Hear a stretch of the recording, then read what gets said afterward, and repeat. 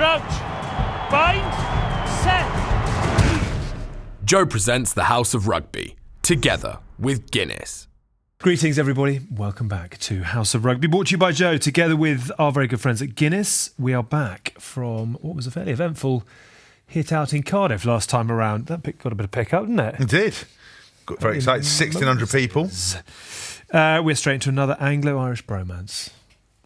Sir Best is alongside. Hello. All rise. Well, all rise. All rise Yeah. for Sir Best. How are you?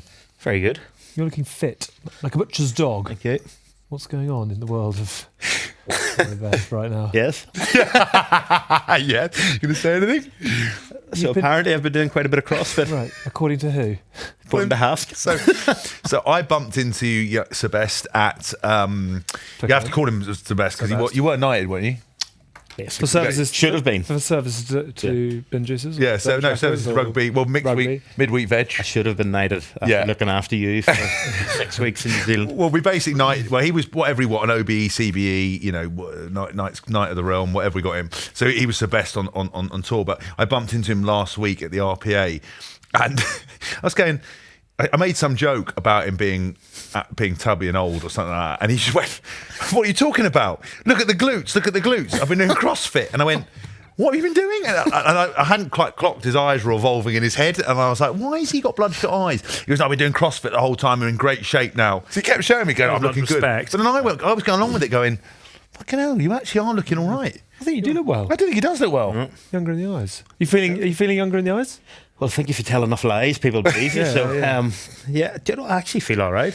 Yeah. It's quite nice not being beaten up. You're out on the circuit quite a lot, so you're definitely having to get out and about. A lot of palm pressing, meeting and greeting, autographs, tall tales. You know what? I actually thought that had this vision of being retired would be great. You know, put my feet up, maybe drop the kids into school, play a bit of golf, do a bit of hobby farming, and it has not been like that at all. It has been very busy. Because very busy. Launched a book. Mm-hmm. Tell us about it. Available in all good bookstores. It is. Where's my copy? It's out the back. Did I get to mention it? No. Why would you get to mention it? Because we bonded like the Lions tour of all time. We spent time. I was one of the characters of the game you met. All the lovely things you said. I'd say you probably do get a mention. Really? It. Yeah, of course you do. Fucking, I should bloody hope so. You get one in my autobiography. Sales going well. I think so. Yeah. Look, to be honest, I really enjoyed doing it. It was quite nice to sort of, when you retire, to kind of it's almost like your memoirs to go back through, and when you chat through some of the stuff, you sort of go, that was great crack, or that was brilliant, and this was, and it's a good refresher. And you also realise that over sort of whatever, it's 15 years, that there's not that much goes into the book, because there's so much other stuff we had to leave out of it, just because. Would you love to have written the book as opposed to the book? Why did you not write the book? I think because actually, of all the people, you could have written the autobiography to end all autobiographies. Do you know what? We actually took little bits and pieces out of it, because whenever when you're talking and you're talking to Gavin Mears as a ghostwriter, and you go through things and you chat and you go, and he writes it up and he sends through here's the next chapter, read through it. And some of the stuff, when you actually read it, you sort of go, I'm not really sure that I necessarily want to say that. I want to base myself in Ireland, or I still want to, have friends post this. And there wasn't that much, but there's a few little things you sort of went, you know what? It's sort of, and I do think, by and large, I was fairly honest in it, or I wanted to be honest in it, and I wanted to be a reflection of.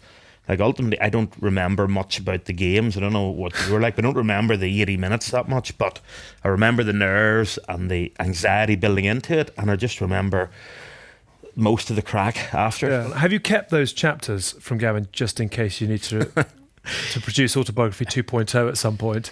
No, I think there'd need to be a lot of lack of commercial activity. You're doing all right. You're doing all right.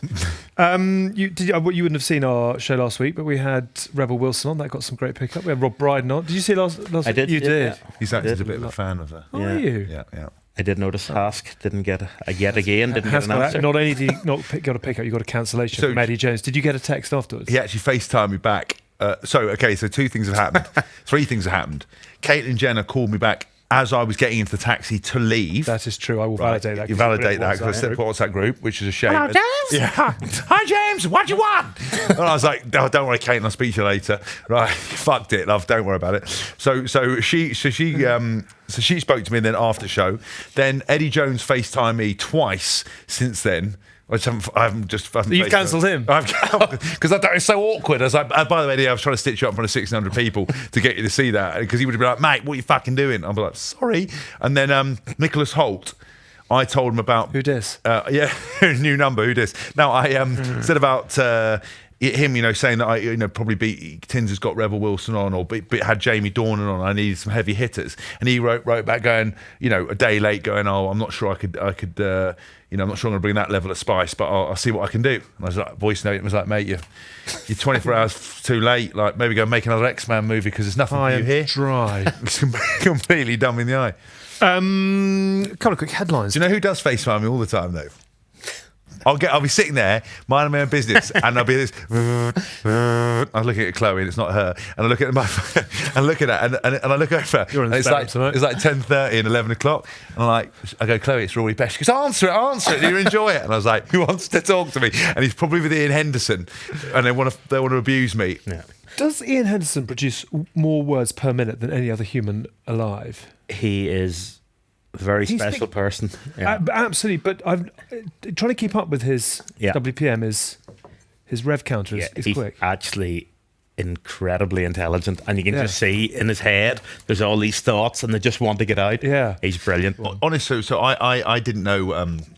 I'd obviously played at Hendy a few times, and I didn't know him that well. Yep. Honestly, for the first 2 weeks of the Lions tour, I could not understand one thing he was saying. Honestly, I'm not like I normally I'm good with accents. I can pick stuff. I didn't know what language he was speaking because I can understand him, but I was like, "What is he saying?" Right? And then obviously when I started seeing Ian, and it was like Shrek and Donkey, but the other way around. So he was like Donkey was the brains, and Ian was Shrek, and they were just going everywhere. And then obviously I got involved, embroiled with them in the full midweek setup, and they were inseparable. He's a good man, a very very good man. It'd be good fun to have him on. Yeah, he would be great to have him on. Lovely bloke. We'd have to play it in slow time. Slow. Couple of so much to talk to you about, and it's very very nice to have you on the show this week. So. That's nervous. Okay. Yeah. Okay. We've got a lot. Feeling I know where one of the headlines is going to talk about. Couple of headlines from the week. Vive la France non. What happened there? Well, I mean, I'm gutted because like Tin said that that France were going to lose and Scotland were going to win. Yeah. I backed him and thought, no, this is never going to happen. And I did my match point predictor, stuffed it up, and gave France by 10.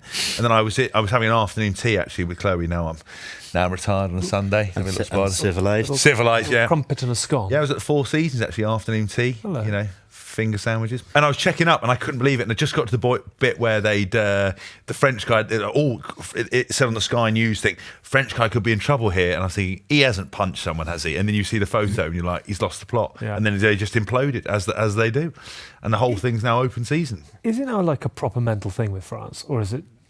I sort of thought that maybe got over it. The only thing is that no one had really got ahead of them yet. This young team, and I know Scotland only got to 6, and then France eventually scored again to go 7-6, but you just felt that they were under a bit more pressure than they'd been in the previous games, and I just don't get it with them. Like people get red cards. Like Manu's red card on Saturday was, look, it was a tackle, and look, I think it was a red. No, Eddie said it wasn't, but I think it was. But like to punch somebody, and then in the World Cup that was an elbow, wasn't? It's just like, this is sort of stuff that 10 years ago was a bit like, this is brain dead. We're now in an era where like there are cameras everywhere. I just do not, and like that was a big turning point. 14 men is unbelievably difficult, especially away from home in the Six Nations. Yeah. Talking of cameras everywhere, our dear old friend Joe Marler. Yes. Wow. We obviously had Alun Jones on the show last week. Great respect. Apparently, Joe, well, not apparently, he has been cited, but apparently could face a ban of up to 208 weeks. One silver lining, we might actually be able to get him on the show if that's the case. But what I suggested it was Storm in a teacup, or No, look, hashtag me too. No. So let's look. So right, this is really important because context is the key to everything. Right. In terms of context of a rugby environment, of me knowing Joe as he is, and Alun Jones and Alan from Wales. Alan from Wales, knowing how they are, it's very funny. Right, I found it very funny. I thought it was very, very cheeky and ridiculous. However, that take that out of context of what you can't do that, and it's unfortunate because your first reaction when you look at it level-headed, go, it's a joke, it's quite funny. He's smiling. He's not, there's no sexual intention in there. He's just winding him up. You see all the extra boys every time they score, were doing all the cock taps or whatever they called it, or the willy taps or whatever. They were doing all that stuff. And that's part of it, but I think it's a very fine line between saying, "Oh, it's just changing room, stuff." Donald Trump, when he said all that terrible stuff, he just says locker room. And look, I think out of context, you just can't do it. And I think it's one of those things on any other stage, behind closed doors, a training session, then everybody laughs it off. I don't think. I just think, unfortunately, you've stepped over a line into a murky thing. You can't condone that, unfortunately, and he's going to pay the repercussions. I've actually volunteered to represent him. That's not going to help.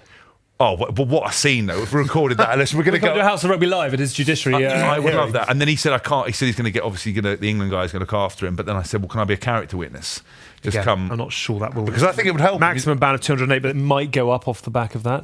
But I just think it's important because I joked about it. I put it on Instagram. I thought Gareth Thomas's for clicks. Yeah, anything. I had about 500,000 views before Instagram took it down. And it violated their sexual thing or whatever it was. But then I saw Gareth Thomas comment, which I think was the funniest thing that's happened in rugby for a long time, and I cannot imagine how many people freaked out. His follow-up actually was brilliant because he made the comment and lots of people laughed, and then suddenly lots of people were offended, and then he said it afterwards. He said, it's not meant to cause offence, it's meant to deconstruct it, it's meant to remove the stigma, and it's meant to just move it away from offence, etc. Yeah, I'm just sad for Joe because I understand. As I said, context is key. I understand the problem is that you just can't do that. The cameras are everywhere again. You're telling kids and young men how to behave, women how to behave, and it's that. People say, all the comments on social media, come to a local rugby club game, this happens, that happens. We were doing some post-match stuff actually in HSBC with a couple of the England players, and they would, LJ was interviewing, she asked about the old nipple twist in female rugby, and they joked that it happens sometimes. The problem is, on camera, you just can't do that, and it's sad because they're both mates. They both went on tour, but unfortunately, you're going to end up paying the price for that because that's not the world we live in, and it just gives slightly the wrong message. But I don't judge Joe for it. I thought it was hilarious. But Sebest, what did you make of Alan Wynn's reaction in the post? Did you see that? Yeah, I did. Yeah, look, I think he was obviously trying to make a bit of a point, and in terms of not just about that incident, more the fact that you can't talk to referees very much anymore, and I think he was using that as a sort of a catalyst to go, firstly, that the TMO was supposed to be looking at these things, and ultimately when you look at the laws of the game, that was a clear violation of the laws, and also a penalty for Wales there, it might have been pivotal, who knows. And also the point that referees, ultimately players see things, especially captains, they see things, they feel things.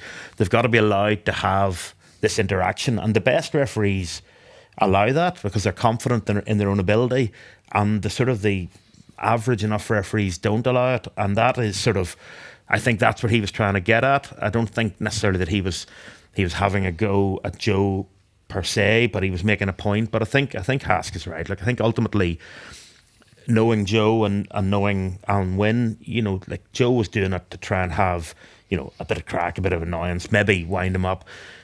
But now, I think this whole... What would you have done in that circumstance? What have I had done? Yeah, bought him dinner. I think it's one of those that, ultimately, they need to get away from this, the excuses always, this lad's culture. And I don't think it is. I think when you're in that environment, that's not the way we see it, but too many people outside of rugby see it that way, and I think we have a responsibility to make sure that we steer rugby away from that, because it is really important that isn't an excuse, because we do try to behave well. You know, we do try to conduct ourselves right. We are role models for the game, and like because we know the people involved, we kind of know what Joe was sort of trying to achieve. But ultimately, I think it was wrong to do it, and I think that Joe would probably potentially ultimately admit that it was wrong. But I do think there's that responsibility that we can't just breeze over the top of it and go, oh, boys will be boys, because that shouldn't carry any weight anymore. So I think on reflection, is, you know, the issue is that I think if that happened at a training ground or whatever,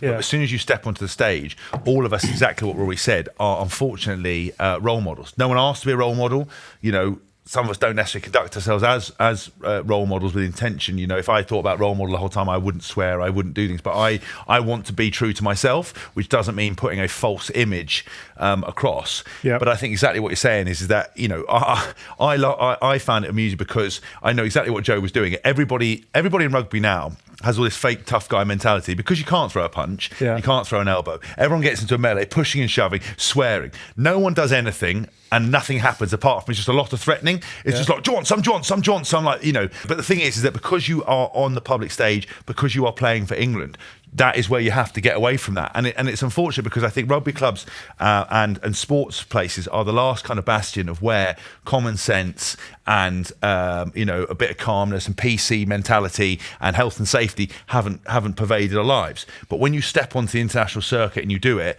you have to be held accountable for that because there are so many people watching, and that's the shame of it. And I would never judge Joe, and I would never judge Alun Wyn. And I think exactly what you're saying. He wanted a penalty. Do you think Alun Wyn was pissed off because he wanted the penalty? Oh, I think, or because he was pissed off because it. No, I think he was pissed off because he wanted the penalty, and he was pissed off because from sort of watching the game, it's hard to know without watching it live and being there. I think that he felt that he couldn't approach the referee. He's probably felt that there's been a few decisions from a Wales point of view where the TMO maybe hasn't stepped in when it should have, and I think he's probably just deciding to make that point there and then. I don't necessarily think that he was pissed off. I think he's probably like the rest of us and sort of go, you know, at the end of the day, there's a bigger picture here and all of that, you know, when he gets time to reflect on it. But I think that he wanted the penalty because, like, ultimately Alun Jones went to Twickenham to win a game, and that was another access point that they could have had. Yes, because you just think if you're going to replay it and we're all seeing it at home 17 times, why does the TMO not step in? I think was exactly his point. He should have just, you know. Yeah, I think there's also the TMO, or they're not the TMO, what are they called? The assistant referees now, the touch judges. Like, how close was he? Didn't he? Yeah, he appealed to him, and like, there's no way he didn't see it. And also, like, how many things go on, and all you hear from the assistant referees, "Oh, didn't see it." And it's like, well, you're either involved or you're not involved, you know. And too many times they kind of get involved when you don't want them involved. Yeah. And then when you actually need something, they're kind of there going, oh, I was actually looking this way, not that way. And it's like, come on. I just hope that when they come to do the disciplinary and everything else, that you know, common sense prevails and whatever happens, but and there's no kind of trying to make an example or do anything else like that. I don't know. I just think, you know, look, the issue is that, you know, because we found it so funny, because it was so ridiculous and just so Joe, and just his face the whole time, he knew exactly what he was doing. It was such a pantomime, but it was brilliant. But the problem is that I think you're in the cold light of day and you see people's reactions. I just hope that, you know, whether it's a ban for a game or whatever, but I just think it as a warning. But I don't know what you do in that case. I don't know, because you don't want to make out that it's anything more than it was. What you saw is exactly what it was. It's just, you know, we live in a very much a culture at the moment where, you know, everybody's offended. Change my mind, and I mean, you know, and I saw on my Instagram when I put it up before it got taken down. You know, everybody was, you know, haha, this is genius, blah, blah, blah, so funny. And, you know, and then there was probably 5 or 6, oh, this is assault, this is this is that. And then, you know, when I thought with Gareth Thomas, I thought, again, exactly what you said, diffused it brilliantly. You know, if that had been going on in my day, I wouldn't have retired. I was like, amazing. I mean, you know, that was... If Alun Wyn comes out now, the dust has settled, obviously off the back of a 3-point loss, he's raw and he's disappointed. If he comes out 4 days later and says... Don't worry about it, kind of, you know. I know Joe. I don't think that matters, unfortunately. You don't? No, I think it's one of those cases where a higher authority will judge. So he's going to be judged on the perception, not on the reaction. I think there's also an element of, you know, it shouldn't really matter. You know, we've just talked about the responsibility and it shouldn't have happened. And look, I think that everyone will know that they're teammates and that there was sort of Joe was just meaning to wind him up and a bit of a jest. But like ultimately, I think that there is also, unfortunately for Joe, I think the entry level is 12 weeks. Is that right? Is it? You know, yeah. So it's going to be, and they're probably going to want to make an example. Like, I agree with you. I think that it's sort of almost one of those where, he gets a ban that's suitable, but they also say, look, whether you mean to, whether you're having a joke, whether you're not, like, this isn't acceptable. I also wondered if there was an element of last year, Paul Sinks got wound up in Cardiff, whether there was a sort of front row union trying to get No, right? I just think it was very fun. I just think it's a very, like, it's interesting that you went to it, because it's not something I would, I've seen people give people a kiss on the cheek or whatever and go, right, beautiful, or whatever, come on, but I've never seen that. But I just love the fact that he was looking at the camera the whole time, knew exactly what he was doing, and it was, in terms of unsettling things, I mean, just the fact that Alun was like looking down going, sorry, is this actually happening to me? But I mean, we're not laughing. We're going to get battered for this because we're going to get battered for it. But I'm not. And Joe is a friend of the show, and but I don't think. I think we've been very sensible about it. I think your context point is valid. Yeah, I mean, look, we said, but context is not often used. No, context is important because it doesn't victimise and doesn't demonise the people involved. But exactly what Rory said, the requirement of role models and laws of the game and everything else like that, you have to pay the price for making those decisions. However amusing we find it in the context of that, of being in a change room, knowing our teammates, that's not the image we want to portray. And right.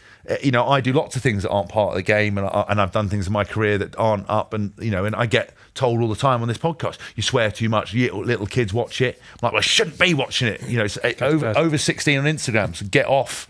In other breaking news, I didn't actually see this, but producer Si said that Johnny May had his shorts on back to front in the game.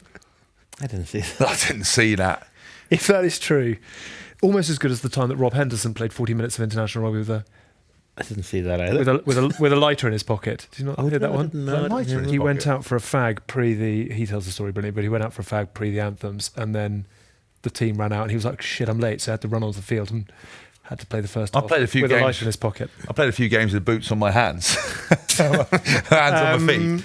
What did we make of the game overall in a short, concise... It was a great game. I do think that probably England took their foot off the gas a little bit when they thought they were home and hosed, but in fairness to Wales, they fought back, and if they're out of it another couple of minutes, who knows? I just thought it was a really, really entertaining game from the neutrals. I think that try, Tipurick's try at the start of the second half was like, you will go, and everyone sort of goes on and on about the Southern Hemisphere and the Rugby Championship and Super Rugby. You'll go a long way to see a better try than that. It was sensational. And actually, Tipurick throughout was incredible. You've both, I know we've spoken about it before, he is a hell of a player. I genuinely think he's one of the best players I've ever played with.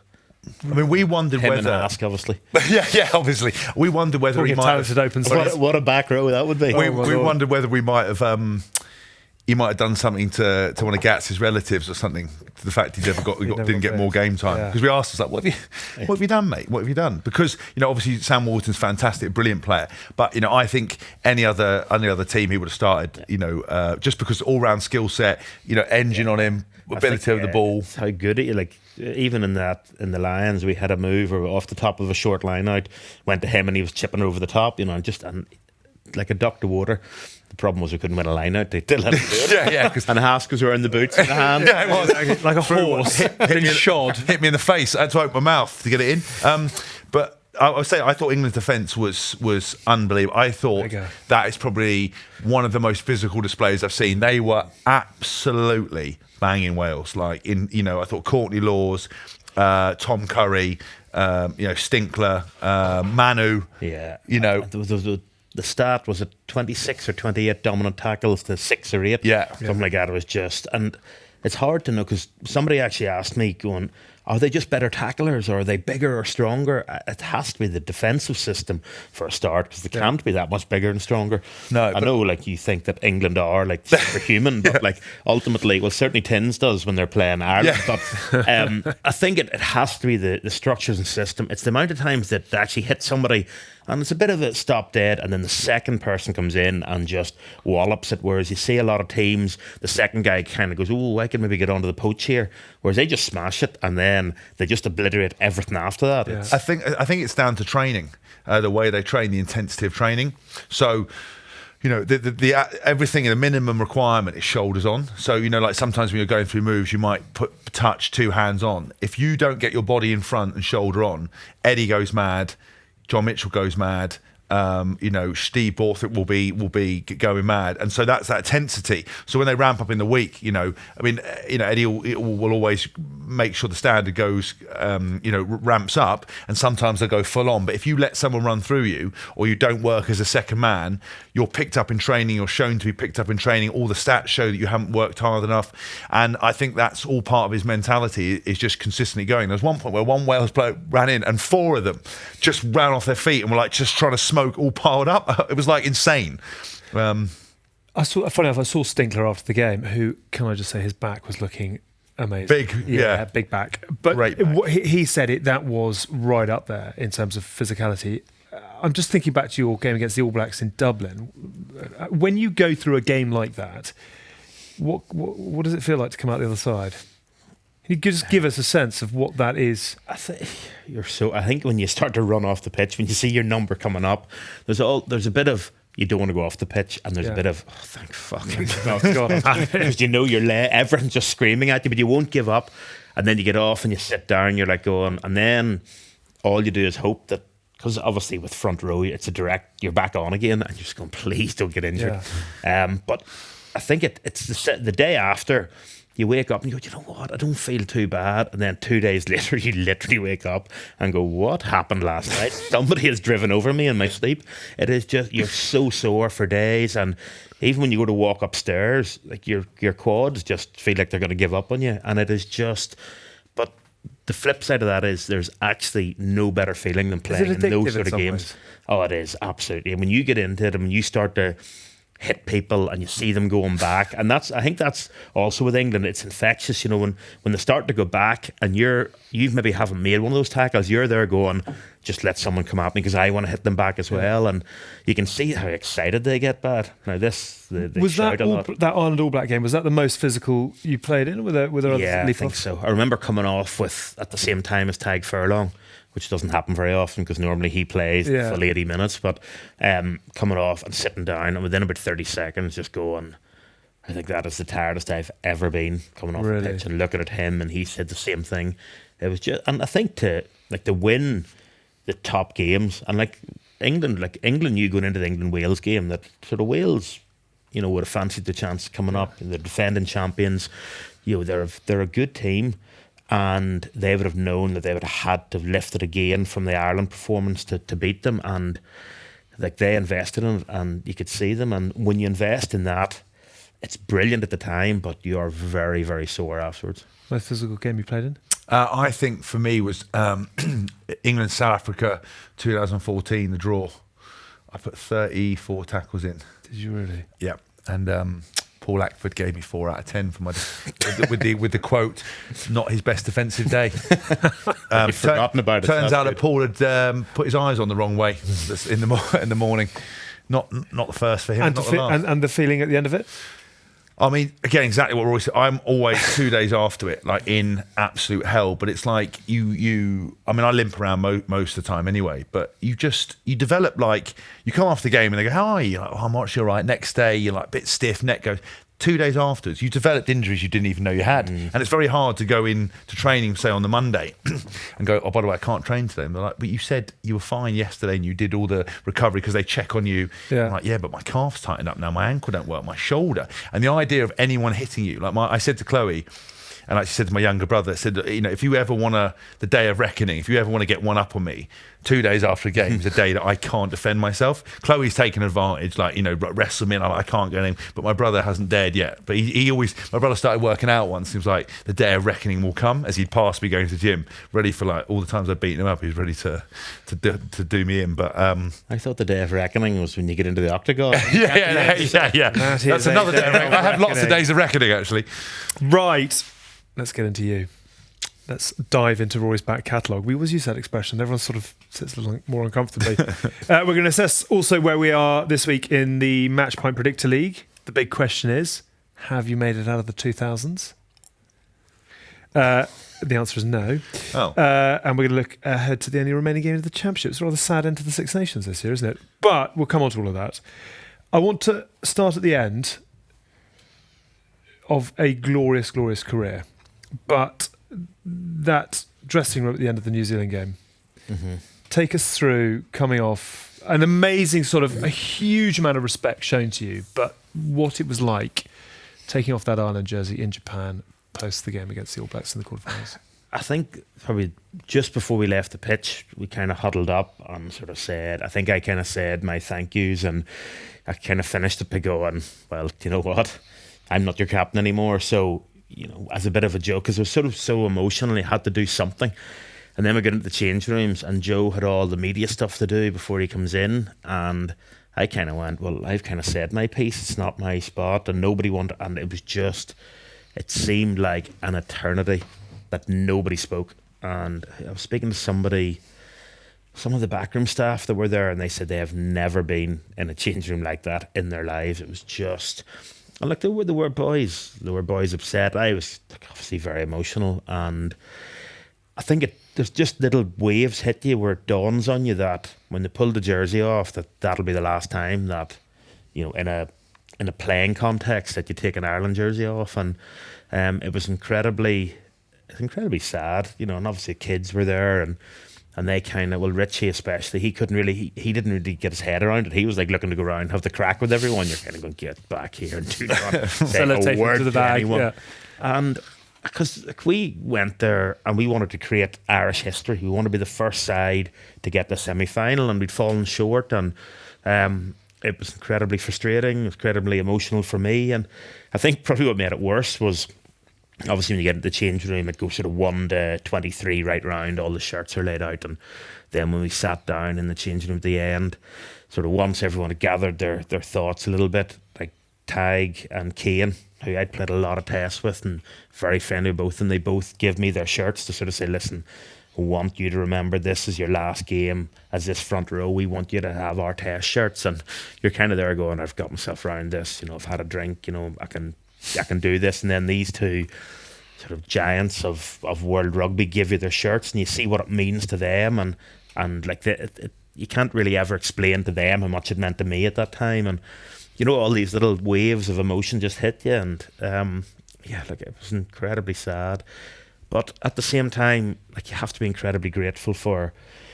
I didn't appreciate at the time the reception I got, the Guard of Honour by New Zealand. So it's sort of, you have to take all that with it as well, and sort of as the more time goes by and you get a little bit of time to reflect, and your horizon broadens a little bit, and you kind of look at it and you go, you know what, it was incredibly special. Like, my dad went, you know what, there was even New Zealanders standing up whenever you went off the pitch.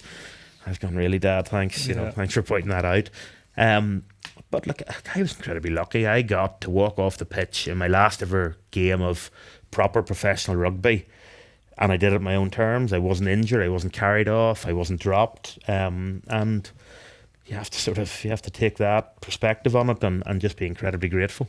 Where are your emotions with it all now? So, what are we, 6 months on, I suppose it is. Is there a bit of you that's still coming to terms with it, I suppose, or have you parked it and moved on? I wouldn't say I've parked it and moved on, but I'm very at ease. Everyone goes, oh, when you go back to your first Ulster game. So I went back to the first Ulster game. They were playing Munster at Christmas, and a good friend of mine, Dennis Leamy, who's now working in the Leinster Academy, phoned me and says, I hadn't seen him in years. So he was groomsman at my wedding, and I had the same at his, and he goes, are you going to the Munster game? I said, yeah, well, I might if you're coming up. So he came up. Everyone goes, oh, when you go to the first Ulster game, you'll really miss it. And do you know what? I didn't. I just loved being there as a supporter. And they said, oh, but it's different with Ireland now because you've been so invested in Ireland.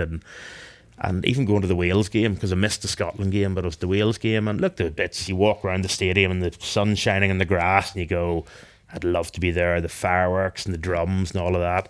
But as soon as the first hit went in, I went, not for me anymore, lads, thanks.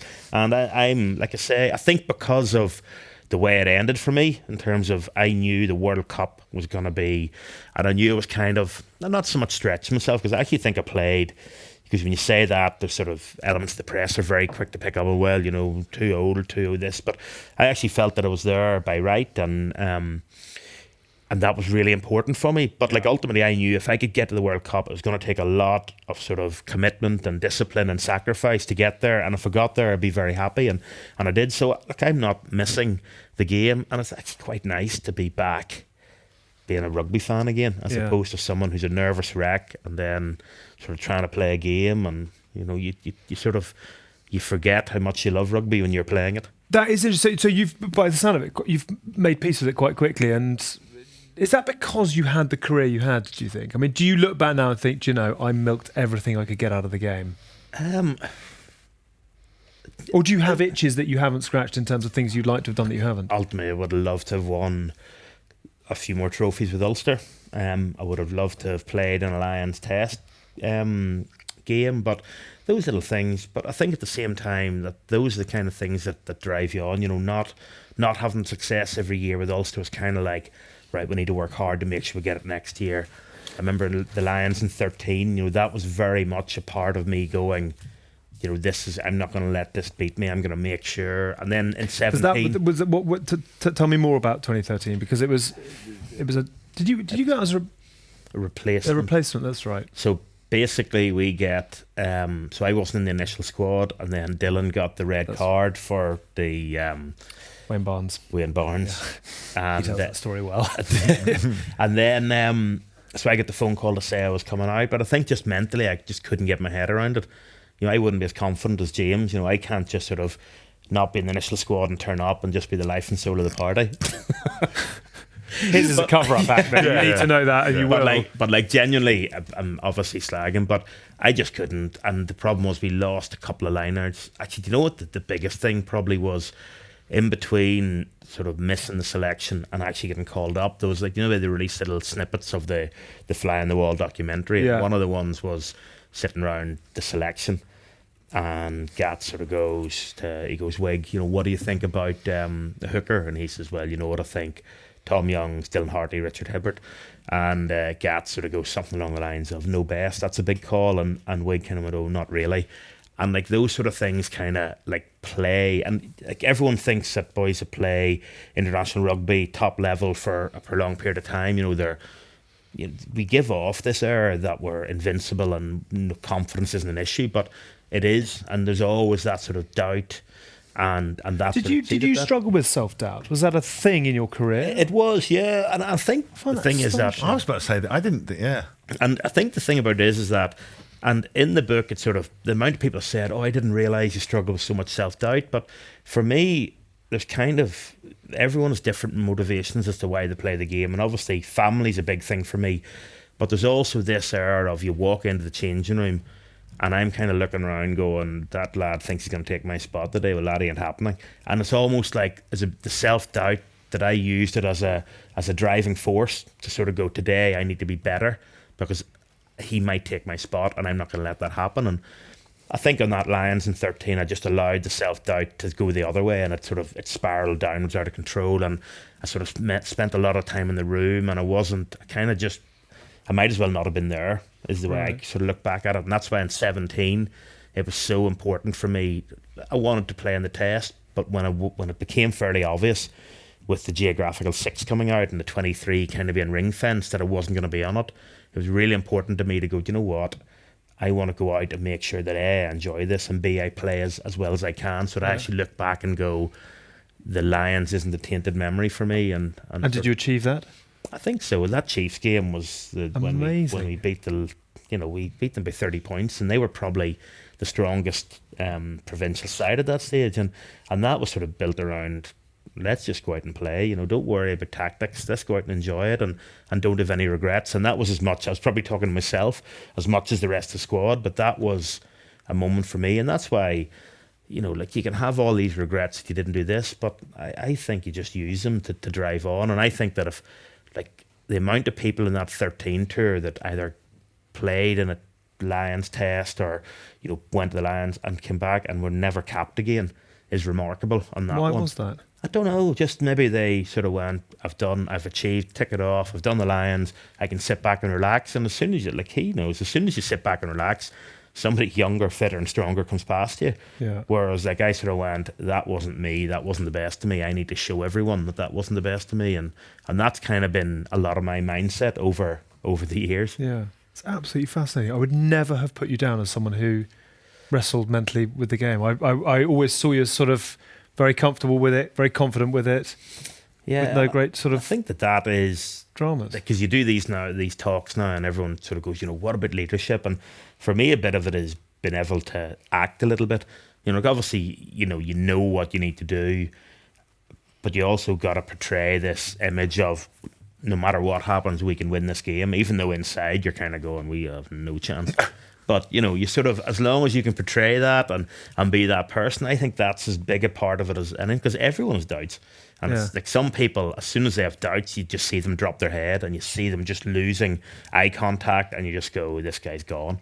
Whereas like the more doubts you have, and it happened a lot with the lineouts, where I remember even having penalties, and you kind of going, especially as captain, you're there going, should we maybe go for the 3 points? But you know, 110 yards out into the wind on the touchline. You know the team's looking at you, and you sort of go, do you know what? We're going for them. Let's go into the corner. Inside, you're going, why am I? I actually get to make the decision, and I'm still making this decision. You should get the ball, quick tap, and go yourself. I don't want to look at your career is.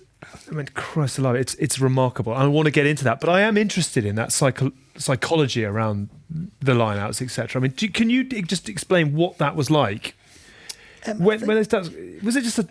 I think at my early career, I really didn't know what sort of practicing with purpose and doing all that was. It was, you just kind of, I thought the throwing to the lineout with the team was enough, and that was kind of all I used to do. And then you get in, when you first break into a team, you ride this wave of kind of, this is easy. How does everyone give up? Why does everyone think this is difficult? This is, you stand up, you throw it, you run around the pitch, and then something will happen. For me, it was Dragons Away, which is, if anyone has been to Newport, and with all respect to people in Newport, it is not the most pleasant place to play rugby if you're an away team.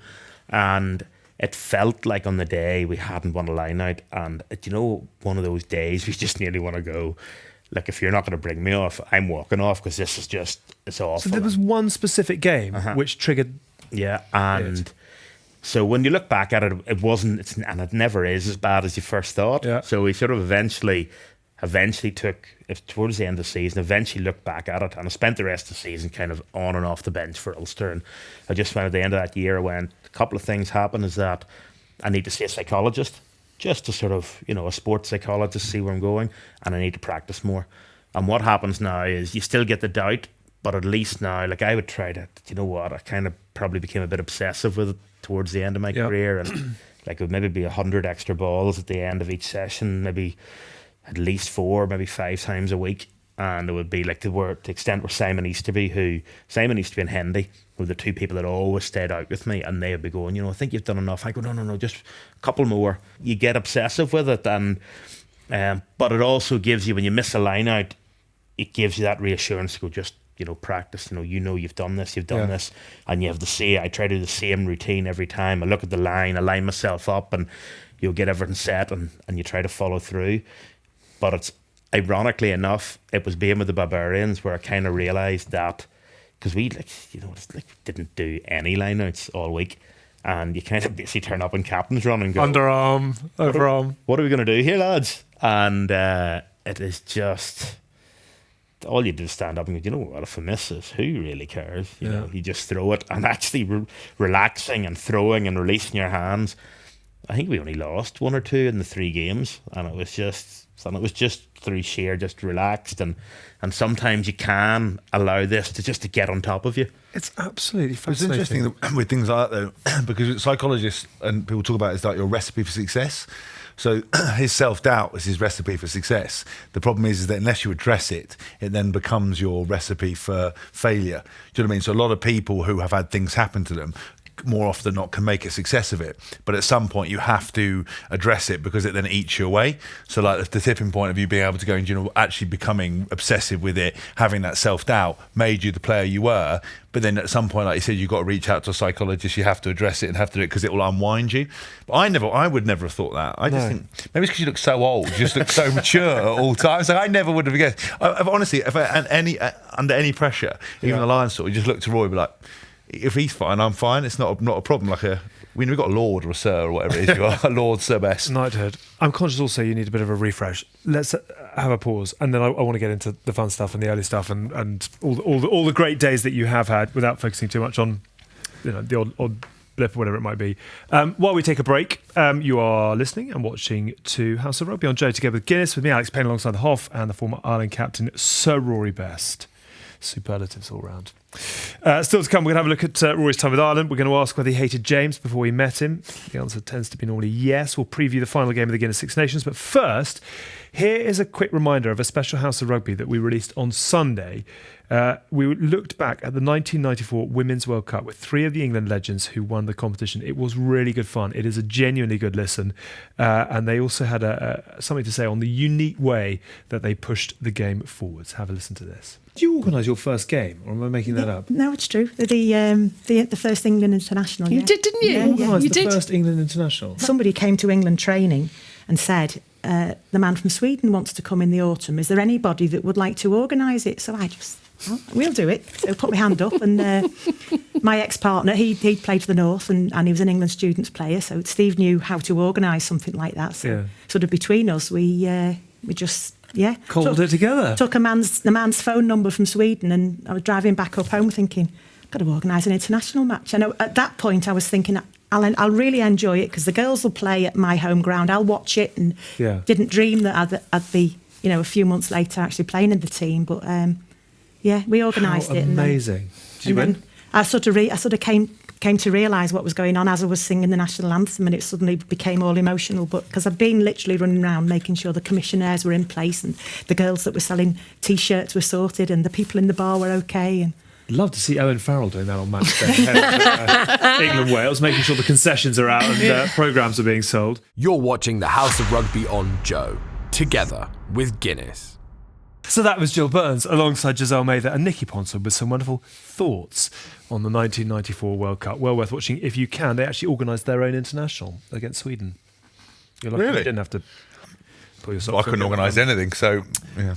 I want to ask about what the 9-year-old Rory Best would make of where you are now, what you've achieved.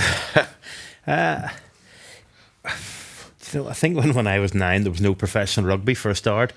So it was, like when we were both 9. You and Webb Ellis running around tackling each other. It should be said that he refers to my age a lot because he nearly had a heart attack in the Lions because the boys told him that, you're now the oldest on tour. And he went, no, can't be. Like, he's definitely older. And he shouts across, goes, Bestie, in his usual sort of arrogant Irish way. Just sort of one of the first men, boy, Bestie. And I go, yes. Yes, James.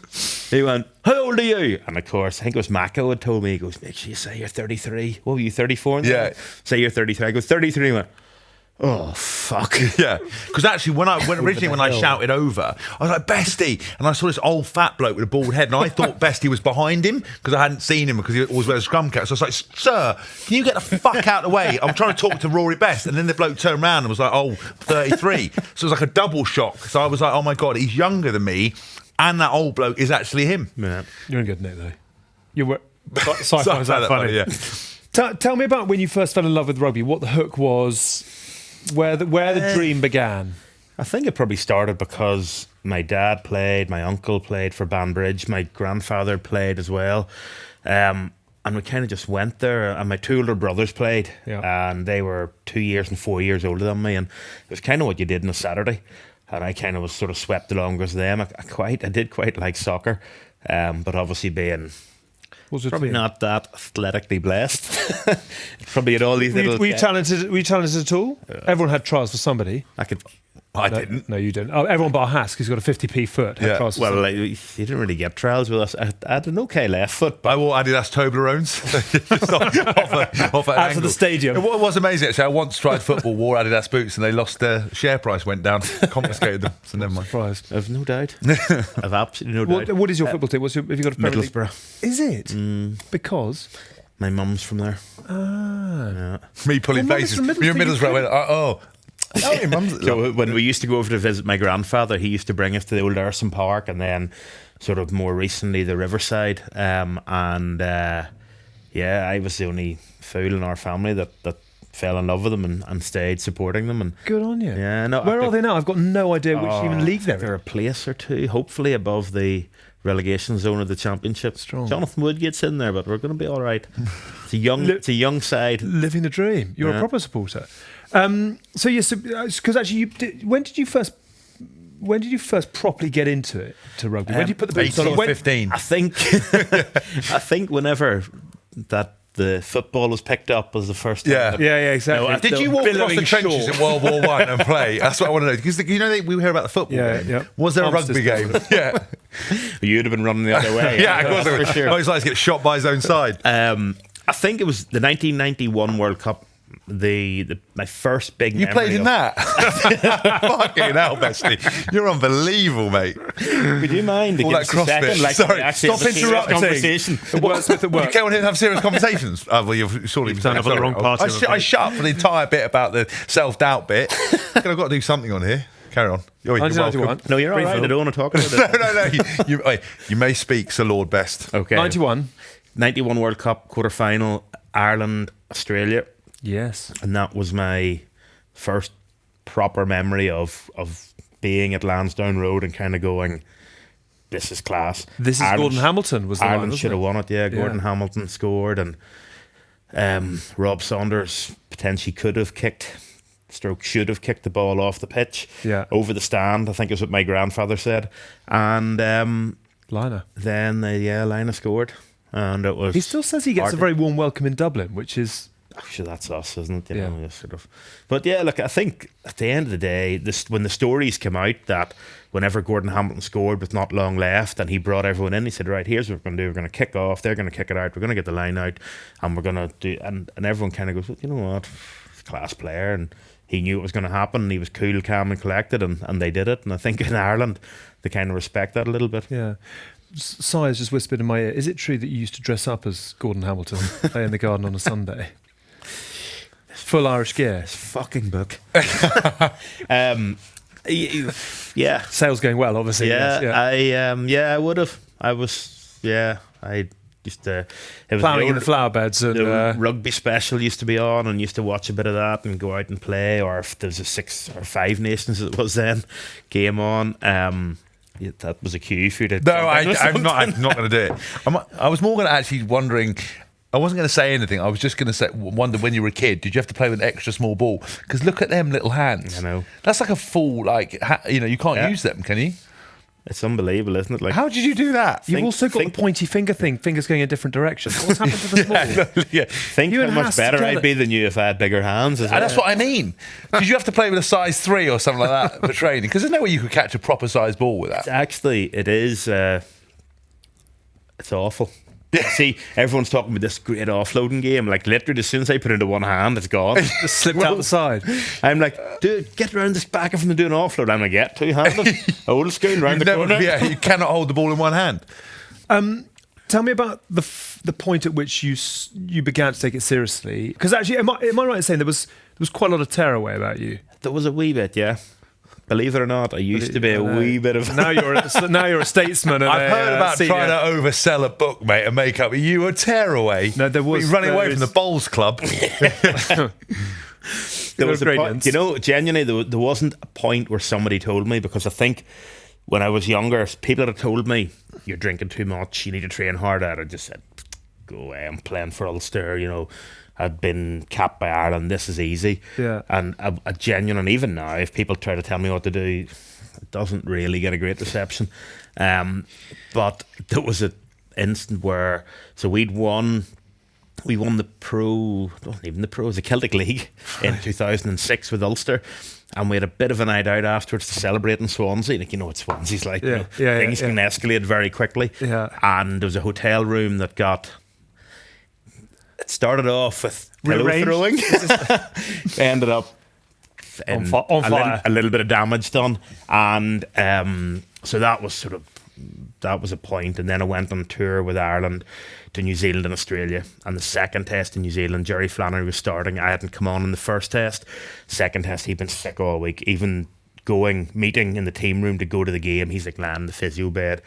He's got the flu. He's wiped out. And I'm sort of thinking, right, well, I'm bound to get on now. Like, he can barely make the pitch. And then on about 50 minutes, I get the call to go. They need you up the sideline. I'm going, happy days. Here we go. Eden Park. Reasonably tight game. And I get up, take the tracksuit off, stand on the sideline. 50 becomes 60, 60 becomes 70, 70 becomes 75, 75 becomes final whistle. And I'm still standing there. And I go, right, okay. Walk in, and then when the dust settles a little bit, the forwards coach comes up to me and goes, listen, really sorry, there was a mix-up. We wanted Neil Best up on 50, not you. And I kind of went, how shit must I be that even from a sheer humane side, they couldn't have brought me on for a couple of minutes? Because at that stage we were, it was a reasonably tight game, but it was more than the score in it. Yeah. And I kind of looked at myself and I went, I'd done the stuff with the hotel, and I wasn't in great shape. When you look back now, you see I definitely wasn't in good shape, but you didn't really realise at the time.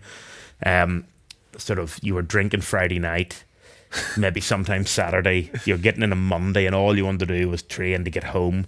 I'd be seeing Jodie maybe on a Sunday, and I'd be we'll go to the cinema just so that I could sleep. And it wasn't a great place to be. And I just sort of went, you know what? I got called in to a disciplinary hearing with Ulster. For what? And for the hotel. Oh, right. Yeah, and I sort of went in, and between then, the end of the season, and then I kind of decided, like, I need to change something, because this isn't me. I don't want to be remembered for, wrecking hotel rooms and messing around. But I just sort of wanted to be remembered for being a rugby player. And I went into the disciplinary hearing, and they said, look, before we start, do you have anything to say? And I said, look, I don't think my behaviour and even the condition I'm in is right, and I want to sign a contract to say that I won't go on the drink for most of next season. And they said, look, you know what, we really respect that. We won't ask you to sign a contract, because we like the fact you've come, and we think that the reasons for doing it are right. So then I went, perfect, happy days. And I just went to walk out of the room. They went, oh, but there's also the $2,000 damage to the hotel. We're going to need you to pay that. And like, obviously at that stage, like, what was that, back in 2006, I was still on, I think I'd been capped for Ireland. I was still technically on my kind of academy into professional rugby contract. Yeah. So like, that was nearly 2 months' salary. I'm going, oh God. What did you do to a hotel room to cost $2,000? I think they inflated the charges. Yeah, I think they did as well. What were you, the Ritz or something? Yeah, well, the beds got flipped and TVs and... Oh, right. Yeah, it was just a wee bit... Settling in. Better rearranging. Feng Shui. Exactly. Like, ultimately now, like, I can look back and kind of laugh a little bit about it, but at that stage it was kind of... And it was only when I went off alcohol for that season that I kind of realised, like, my relationship with Jodie changed dramatically. We actually spent quality time together. I was going in on a Monday, and I was able to leave Monday afternoon and go, do you know what, I think I've got slightly better as a rugby player there, and just everything. It's so much more energy, and I think I'd like to think after that, I sort of went, you miss out, you sort of become a wee bit... You're probably a wee bit aloof from the squad, because obviously, they're going out and nights out, and I'm sort of there for a bit of crack, and then I'm going, okay, I'm getting out of here because I'm driving. And then I sort of thought there's a happy medium, and I think that's where I really focused hard on trying to train and try to be as good as I could be, and then every now and again going, right now it's appropriate. Amazing. You've actually played with some amazing characters, haven't you? I mean, it's sort of trying to keep the handbrake on you and them been part of the challenge over the years? Yeah, there's some really great, and even now in the Ireland squad, you look at there's guys like Peter O'Mahony in the middle of it, and Haas knows him from the Lions tour, and just these really great characters that they come across like something on the pitch and across on television, but when you meet them, some are like that and some aren't, and I think probably like outside of playing for Ireland and some of the World Cups and tours we've been on, like that Lions tour in 17, like some of the characters in that was just like you had like Stinkler and like we were phoning John Hayes because he's so obsessed with John Hayes. He says, don't worry, we'll give him a ring, and stuff like that. Jack Noel, like sort of what a guy he is, and just all these people that you meet along the way. And even to be honest, from the 13 tour, like everyone goes, the English, how do you get on with the English? But they're the ones that I stay in touch with the most. Like the two Youngs boys, Dan Cole, obviously him, Joe Marler. What was the first impression before you got to know him? Honest answer only. Is it 16 plus in this or not? Yeah, like how, it is. How It honest is can now. we be? To be very honest, everyone is. Everyone, trust When me. someone everyone said like- you're on a tour with James Haskell, your first thought was, Honestly, whenever I first heard, I went, oh, for God's sake, we're replacing Billy Vunipola with him. I think most people in the rugby world. And the bit of it was from, I think the only real interactions I'd had with Hask was a couple of, maybe even one or two Champions Cup launches, as captains. And they used to do it all as a UK and Ireland, and like nobody wanted to be there. We were across to London, and then it would just be this voice, and you're like, oh, would he ever shut the I've been up from about 5 in the morning to fly over to this thing that I don't want to go to. I'm having to do press all day, and we're doing photos, and it's just constant. But in fairness, the first time I properly met him was, and you may not remember, was the morning after the final that you boys had lost in extra time. We were in the Lions Hotel, and he was there with Chloe, and the two of them come over. It was me and Hendy, funnily enough, and Jared, before he disappeared. We're sitting having breakfast because we'd obviously flown in and we were early, and he straight over and just shook the hand, said hello. Chloe did the same. You kind of went, maybe he's not as bad as you thought, and as the weeks went by, you sort of got a little bit more fond of him. But no, like genuinely, like it's like everything, when you properly spend time with him, he's gonna blush now probably, but there is no better guy. And the reason to FaceTime him and Marler more than anyone is because all you want to do is have a bit of crack with somebody, and there are no better boys to have crack with. under promise, over deliver. Yeah, always. That's who you are. Yeah, always. That's quite touching. That's nice. I mean, this is the bizarre thing. Again, we've always said it. Like I really defied opinion, but I just think it's because of perceptions of people. Like with Peter O'Mahony, I just couldn't see myself getting on with him or Johnny Sexton. They're intense players. They go hard, but like Rory, I was always kind of. In awe of Rory, I knew Rory best, like everything else like that. So, I'd actually Lord Vader of brave Sir Best of Ireland. And I'd know obviously like he was a legend of the game, and I'm one of these people that wants to meet everybody and then make up my mind. So I don't have any preconceptions. Like I know some people are tough, or I thought potentially, but I always give them the benefit of the doubt.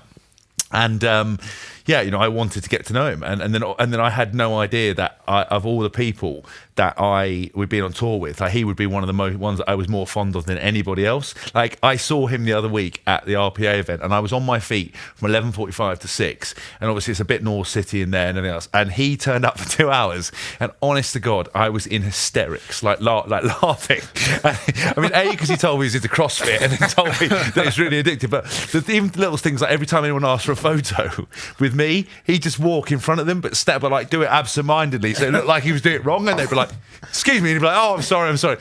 But it was just brilliant, and I think we, on that tour, when you get there, everybody wants to play in a test. I said I don't necessarily regard myself as a Lion because I didn't play in the full test match, but you work hard, you play hard, but actually in those midweek things, we had a massive job to like uplift the tour because they hadn't won any games, had they? The starters, and it was our job to turn things round. And yet, you don't necessarily get the full undivided attention of the coaches. Apart from Steve Borthwick, who was brilliant. And you've got these characters, and you've got to turn up and front up, but also accept that you're not going to necessarily be involved and keep morale. Yeah. And I couldn't have done it with a group of better people. And I reckon it's the best tour I've ever been on, and I reckon we laughed hysterically to to tears almost every single day, sitting on the bus, going out, having dinner. And then we did laugh.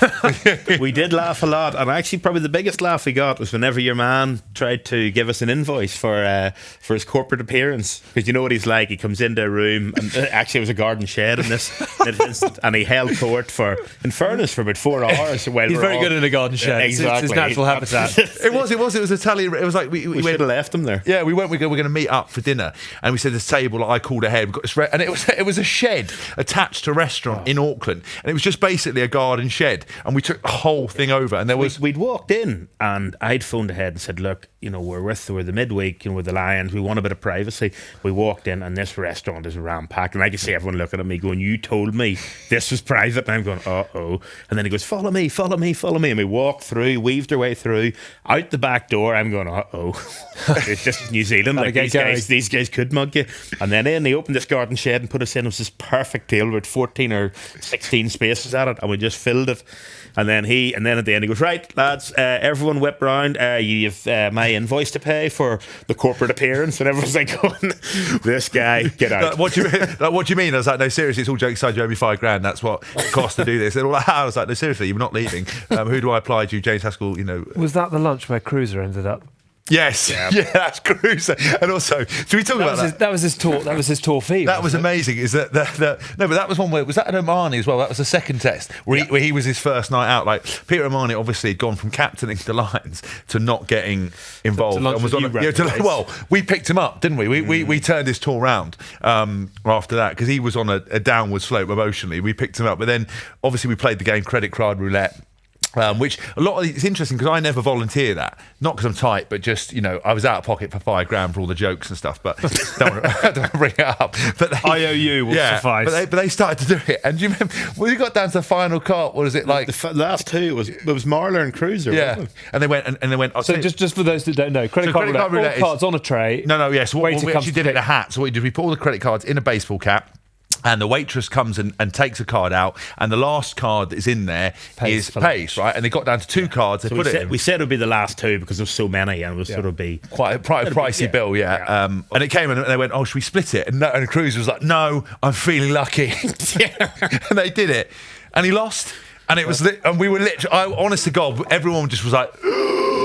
It was so expensive. And everyone just left him as he was like that, and it was just tired. Yeah. He'd just been dropped from the test Everyone team. had a massive inhale, but not one person went, "You know what? You've had a tough week. You've had a run in with howlers. You've just been dropped. You've now lost this. Here, have some cashes." I'm like, see you, pal. We'll be in the next bar if you need it. I want to get on some quick fire questions in a moment. I just want to ask you about doing your testimonial the other day. A really nice chat with your bro. And I wondered how much Simon not being able to fulfil his dreams because of injury was an impact in your career. At the time it was funny because the 07 World Cup, and when you're that young, you're kind of you just want to play. You don't really think about any of the consequences. And then this happened, and Gary O'Driscoll was the team doctor. And he'd been my doctor under 21s. I'd had him for 2 years there, so I knew him really well, trusted him. And he just said to me, he said, "Look, Simon's fine. He's there's gonna be some issues, but in terms of his health right now, he's fine. He's gonna stay in hospital, gonna monitor him." And I just sort of went, "Perfect, no problem. Go on and play." And it was only when we got home and I sort of realised he's gonna have to retire and all of that, you kind of went, because it was his neck, wasn't it? It was his heart. Oh, it was his heart. Yeah, of course it was. Yeah. So what was it? What was the? I don't know this story. He basically had. It was almost like I'll probably not get this right, but he basically had a virus that caused an irregular heartbeat. That's right. Which almost caused it. It wasn't a stroke, but it was like stroke-like symptoms. Yeah. And he was out in Bordeaux with Paddy Wallace, and he started to slur his words and got words jumbled up. And Simon is quite sort of. He's very proper and correct, and when he gets disorientated and he was starting to get agitated, and then sort of Paddy Wallace, because they were in Bordeaux. I'm pretty sure the story goes they were in Bordeaux. Paddy was looking to buy what was the first one called? An iPod, was it? Yeah. An iPod. And so basically Simon got into this and got into a bit of a tizzy, and Paddy sort of went, okay, right, sat him down and goes, just take a minute there, I'm going to nip to the Apple store, I'll be back to you. And he came back to him, and Simon was still no better, phoned the doctor, they rushed him into hospital, and basically they monitored him now. He was on tablets and stuff, now he's fine, and he's got 3 wonderful kids, and On very good form at your events. yeah, and went back, and he's involved with Ulster and Ireland, or Ulster and Banbridge on committee level, and he's back on the farm, and he's first class now. But at the time, right at that moment, I wasn't 100% sure, didn't really aware of how severe it was. And it's only when you got back, and I think when it's your big brother, you kind of go, you almost think it's a bit like your dad, you know. It's almost like they're indestructible until something happens, and then you kind of panic. And like, he was a big driving force behind me, a lot of it because I was the youngest brother, so I was competitive, and he kind of paved the way to go, you know, Ireland schools, Ireland under 19s, 21s, Ireland senior, and I kind of went behind going, well, if he can do it, I want to do it. And like, even when I first broke into the Ireland squad, was trying to get more caps than him, and all of that, and you know, that competitiveness. And then like, even going down to my first ever Ireland camp, like, I didn't have a clue what was going on. Like, there was masseurs there. Like, we'd never had masseurs before. And Simon's going, stick your name down with him, and, you know, they'll give you a rub. And I'm like going, what? It seems a bit strange, but okay. And like, he sort of was able to look after me and point me in the right direction. And when he wasn't there anymore, it was very, very strange. But like, I think the most important thing is that, you know, obviously his health is fine. And like, he gave me that motivating factor to try to be better than him, which is born out of playing rugby since I can remember, on the front lawn, and trying to knock. Have you ever linked arms with him, or arm around that, and we started together for Ireland in Six Nations? I meant, yes. Sorry, yes. Obviously, you played together quite a bit. Yeah, Ireland and Ulster. More so Ulster, yeah. But I just wondered whether you'd ever had the conversation, whether he said, proud, well done, and you said, thank you for, that's not what brothers do. Not really, no, and it's not really what our family do. Right, it's more of a slap, get on with it. It's more of a, well, you know, well done. I think everyone knows they're proud. Like, I tell a story, we were talking about 13 Lions tour earlier, and sort of I came home, and it's one of the very few times I've ever cried. I pulled into a lay-by on the way home and kind of went, I couldn't believe, you felt like you'd let everyone down. By the time I got home, Jodie was there, and she was in tears and gutted, and then she broke the news at the shower. There was no hot water. I was like, oh, for God's sake, right? Then I'm sitting, so she has to go off to do something with Ben, and I'm sitting in the living room on my own, and I see Dad's Jeep pulling in, and he walks in, and he didn't say anything. He walked over, and he just gave me a hug. And at that stage, I was, 29, 30, something like that. And I sort of went, this lad hasn't hugged me in probably 25 years. This must be bad. Yeah. You know, and there's a wee bit of that in our family. You know, you kind of, like, you know when they're proud of you, but you don't necessarily feel we need to say it, which I don't know if it's a good thing or a bad thing. But no, he's never, like, I like to think he's proud of you're really affectionate with your kids, aren't you? Because you got done. Yeah, completely done. So this is how much I must have impressed Lord Sebest we get to the third test, right? And he's always got his little, which little boy is it? Ben was right. So he's got Ben with him, right? And they're pretty inseparable, right? And obviously, so what happened was Rory we'd all sit together as the Lions players, and you know, some people bring their kids and they would watch it, and then Rory says to me, listen, I've got to go off and do something, could you look after Ben? Yeah.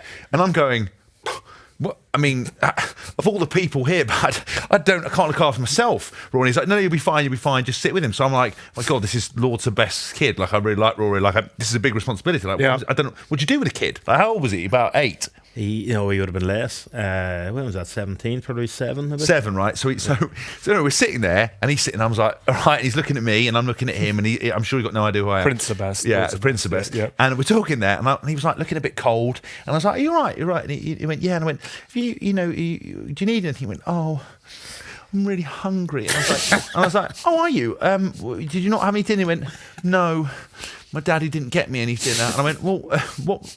Can I get you something? He went, some chips would be really nice. And I was like, oh, well, if you're hungry, I tell you what. And I said to some bloke, listen, I tell you what, I'll take you to get the chips. So come with me. I went to hold his hand. He was like, get away, stranger danger. Right? So walked him in, got him his chips, sat down. He's there eating the chips.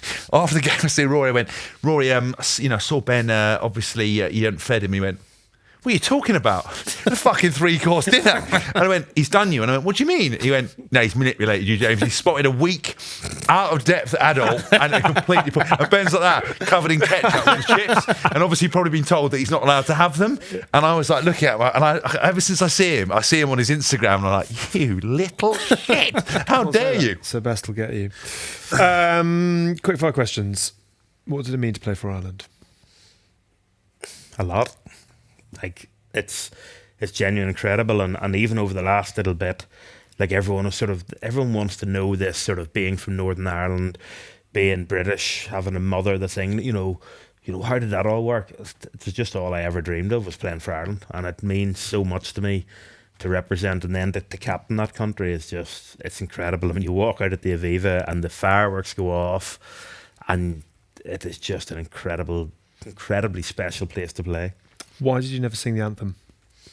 Because when I first played for Ireland schools, it was actually England in Banbury, I think it was, and sort of belted out Ireland's call.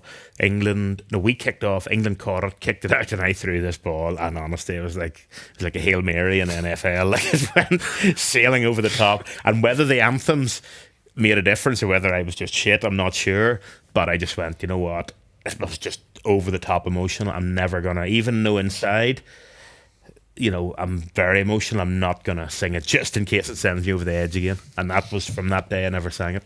That is amazing. That's fascinating. Best game? New Zealand in 18 probably. At Aviva? Yeah, in terms of atmosphere and best game to play in.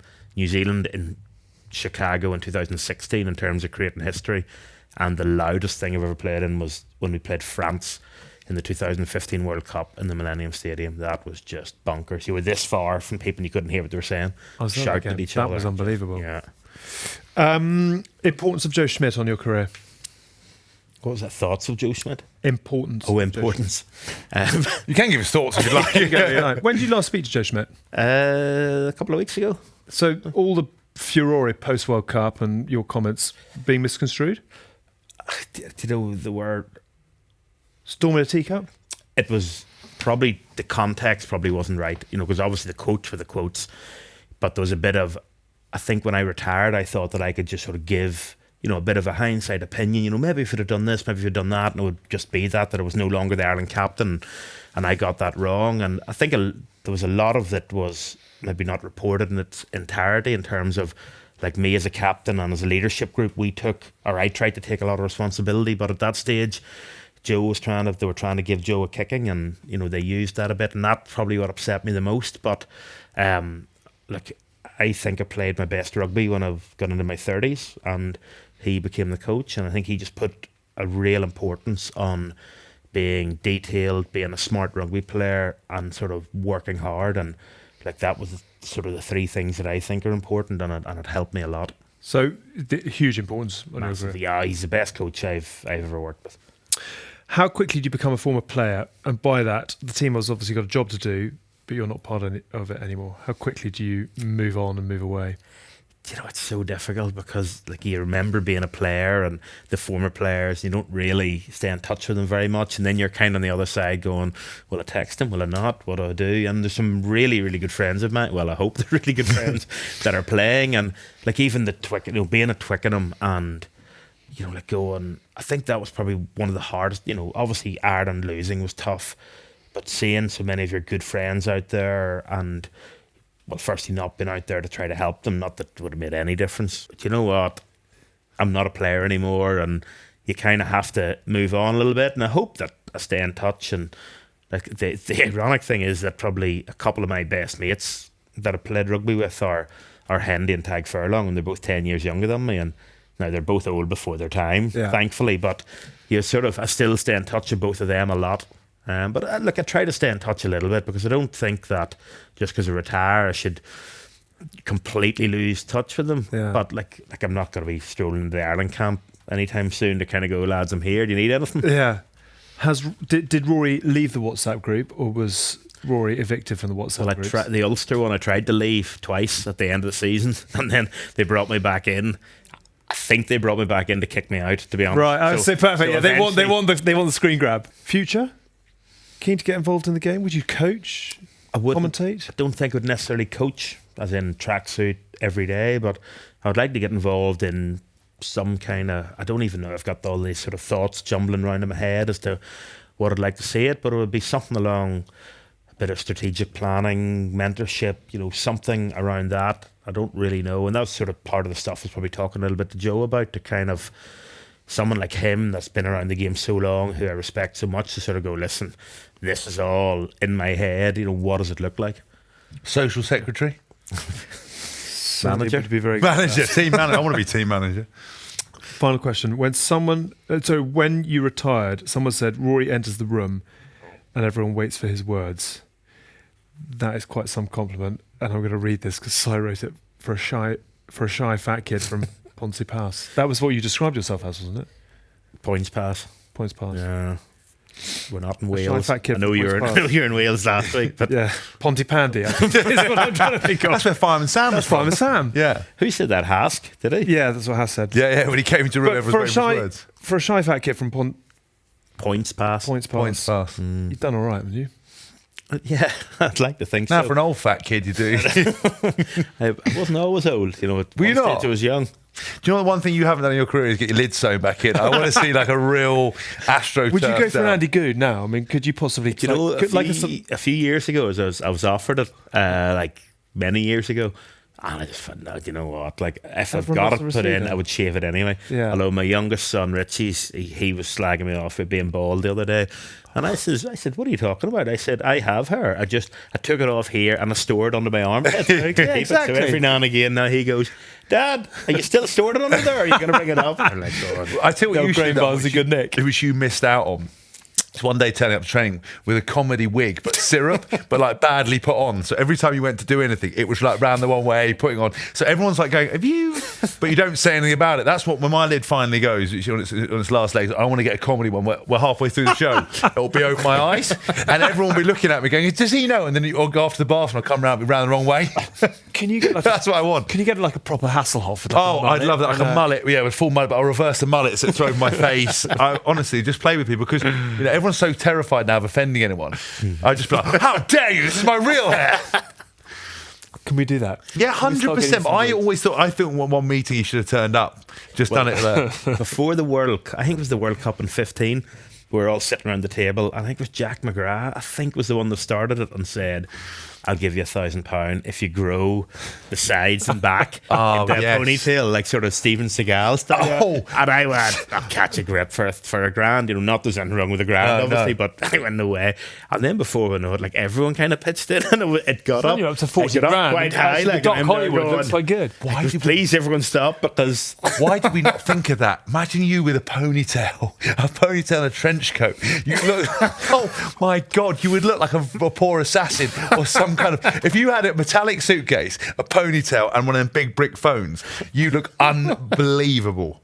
That's Okay, right, let's set up a page. 6 months work. Okay, in all there. the followers, Can someone Photoshop that for us, just No. so we know where you're going to be in 6 months? We've got a Facebook page, right? And obviously there's been a bit of war in there. They get a bit fired up, the noises. So what we're going to do is, if you'd like to do a GoFundMe page to see how much money, just put a quid, 50p, 20p. Obviously we'll put some donation to charity, 2%, because then it's legal, for you to grow a ponytail and then come back on. Please, God, it would be We need to make this the happen. greatest day of my life. Aviator shades and a ponytail and a grey trench coat and a yuppie briefcase. Where are you off to? I'm off to Twickenham. Really? Mate. I want to make this happen. Brilliant, Rory. Absolutely brilliant. There's a part 2 in here somewhere. There's so many things we haven't got to, but we need to do part 2 and sometime soon. We are going to move on though to our Guinness Pint Predictor. As I'm sure you know, it's a very simple game. You predict the winner and the margin of the Guinness Six Nations Games is every week, and if you're within 3 points, you win a free pint of Guinness. Download the free Match Pint app, set your scores, win pints, prizes, and take us on in our House of Rugby League using the code HOR. 1 game to go. Are you going for a bit of a... Seeing what I did. there's only one game left. Is So you looking up only his thing? 20% of players predicted a home win for Scotland. Only 5 Scots correctly predicted Scotland by 11. Well done to the very few there. Unsurprisingly, perhaps 96% of French fans thought that they would win. 84,000 pints have been won so far. In terms of our league, Ed Ralph is back in the lead. Well done to you, 182 points. I am sliding, 541st, but still ahead of Tins in 574th. Sire's 775, and the Hoff. Has the Hoff gone down from last week? You're 2,537th out of 3,000. Can we just be very clear that I didn't play the first round? Yeah, but there's nothing to do with that. Yeah, well, of course it You is, get an because I aggregate marked a score. load of points. No, you wouldn't have got them right anyway. Well, you say that, I probably would. Only one game in the final round of the Because Guinness I'm not Six Nations complete. due to the coronavirus, and that is Wales against Scotland. Who wins? I think Wales are going to win that. Do you? Yeah. Uh, Actually, do you know what I was going to ask? Is I noticed when Scotland beat France, they got a trophy. Is there a trophy for every single game in the Six Nations these days? there's a Doddy Weir trophy for Wales Scotland, I think. Isn't Yeah.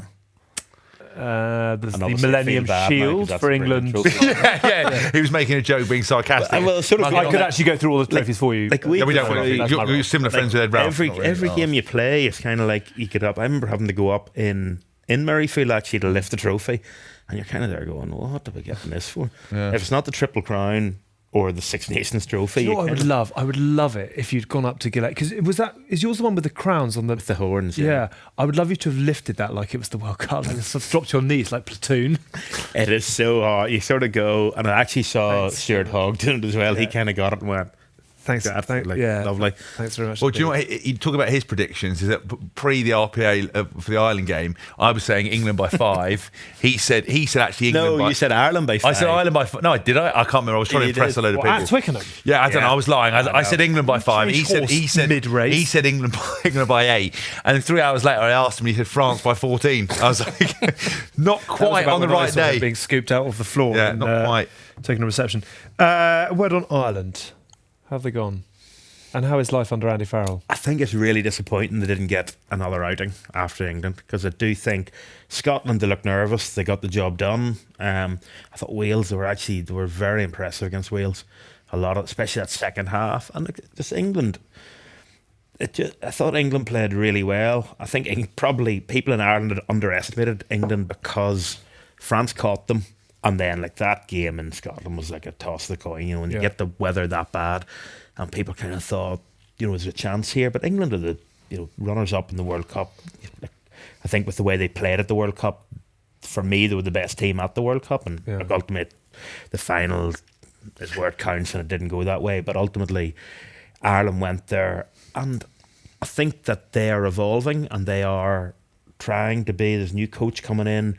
They're trying to play a different style of rugby, a little bit of a different style of rugby. They're probably trying to get to where rugby is now, which is more unstructured phase stuff rather than set piece. And look, I think that what impressed me the most about them, and I'd like to find positives in it, is that the way they held in, because that could very well have escalated into like the August game, where that scoreline just kept going way out of control, and Ireland actually, they fought their way back into it. And I think there are a lot of positives. I think it's just going to take a little bit of time, and I think it's a great thing for Ireland, in that people expect Ireland to win. They expect Ireland to win the Six Nations, and that's where we are now. And I think we're just not quite there yet, but I think we'll get there, because Andy Farrell is a fantastic coach. The backroom staff is a really good backroom staff, and there's some really class players. A lot of the expectation that sits on Ireland now has come about through your tenure. So Get me back. Get you back. Yourself. Is the comeback? Is the comeback on? Well, at the minute, I'm so focused on CrossFit. Yes, I don't think I have time for rugby. And growing a ponytail. Ponytail. Who's going to win by how many? Wales, Scotland. Quick prediction. I think Wales by 5. Wales by 10. We shall see. It's been a pleasure. It's been really good. It's been fascinating, actually. We've gone to places I wasn't expecting to go, but thank you very much for your honesty, your pint drinking. Sounds like us on tour. Lord we went to a Sir few Best. places you didn't expect. Brave, Sir Best. It reminds me of Monty Python. Yeah, it does, Brave, yeah. Brave, Sir Best. Brave, Sir Best. Took us on a night out. You all right? Any other business this week? Nah. No. All good.